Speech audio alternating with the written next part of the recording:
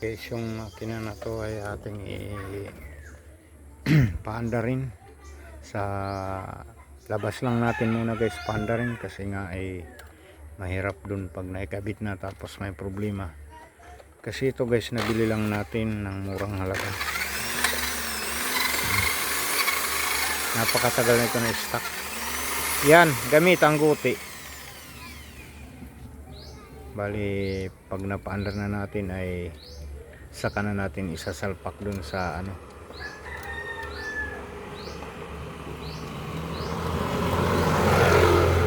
sa kanyang body. Kaya lilinisan muna natin ito guys bago na natin ipasok doon sa loob.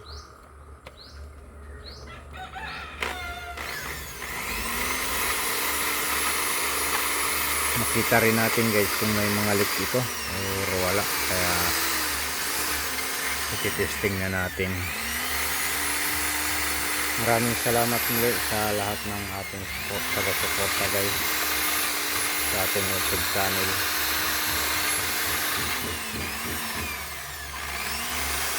Ayan guys, nililinis na natin yung kanyang body para malinisan man lang, kasi bago natin isalpak dun sa kanyang taha ay napakasakit dun guys, hindi na natin dun malinisan pag dun na natin isalpak.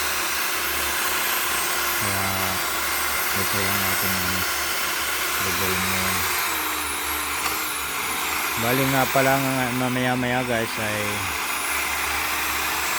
pupunta tayo sa bodega ng FDC at maggagawa tayo doon. Mayroon tayong papalitan na preno maya maya pa, kasi hindi pa kami guys nagagahan. Pagkatapos na magagahan ay saka kami pupunta doon para tuloy-tuloy ng trabaho namin doon. Bali magpapalit ako ng brake ng hulihan ng Poso Fighter 6M61 guys, yung engine nun. Tapos panel yun guys, pang delivery nila.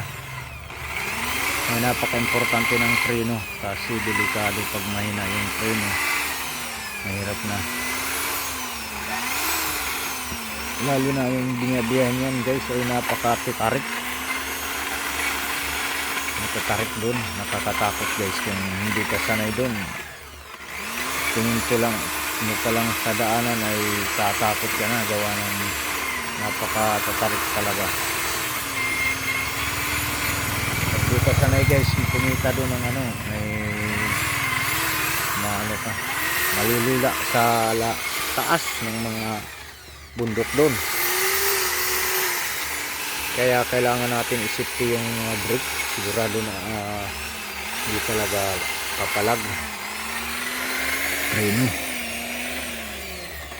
Kaya ito muna tayo sa ating bahay guys, at meron tayong tinatarget na may kabit tong makina nito.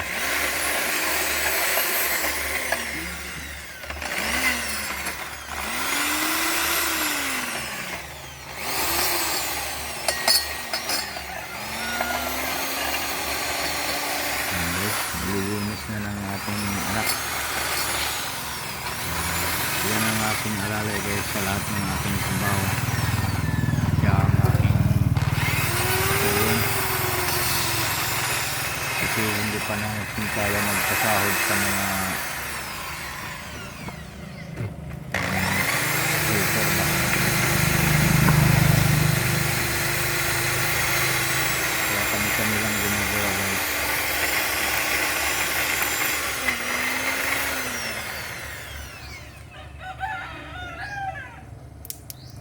Pwede man tanggalin ito ang sugar light.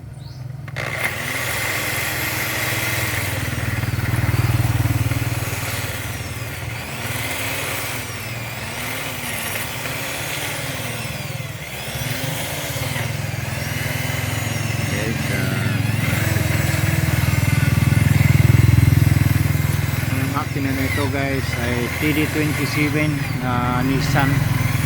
Ito ang karamihan na ginagamit guys ng mga makina ng van na Escapade. Yan ang mga unang modelo, mga 90s, 80s. Pero napakatibay nito guys, ang mga makina nito. Hindi rin ito basta-basta bumibigay. pero lang kung mapapabayaan na talaga.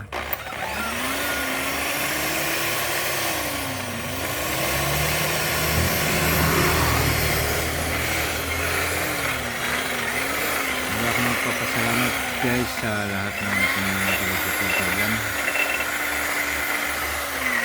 Mag-comment kayo guys para malaman ko kung sinong tumulong sa atin,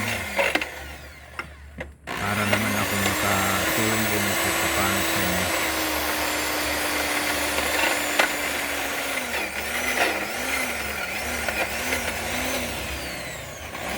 Guys, pag nag-click itong aking pag-vlog, ang pinapala ko talaga guys ay tumulong din sa kapwa nating mahihirap, lalo't lalo na yung walang mga hanap buhay guys, na umaasa lang minsan sa pagtatanim kung ano.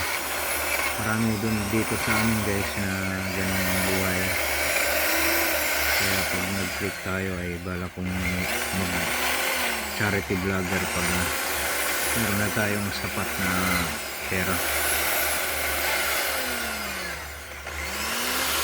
Kaya sa mga guys, taga-salaman tayo dito sa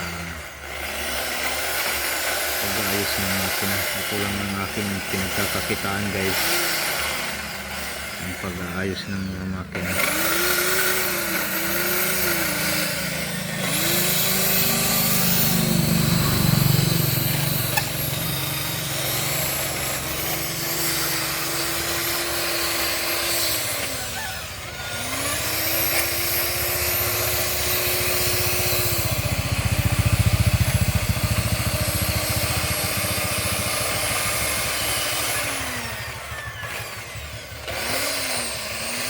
Ito ang ating transmission, ito ang ating ikakabit guys. Dudugtong natin ito. Umiinit na dito guys, kaya maya maya na siguro to.